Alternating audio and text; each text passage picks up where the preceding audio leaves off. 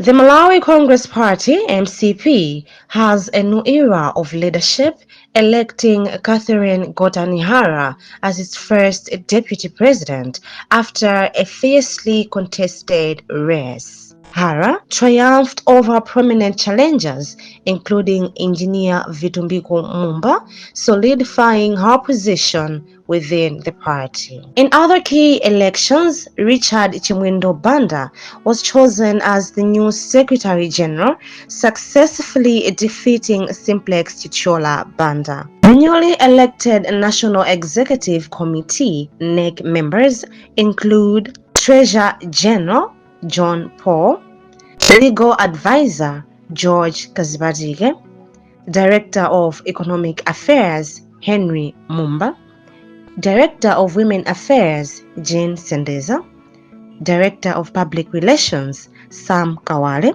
Director of Elections Elias Chawera, Publicity Secretary Jesse Kabwira.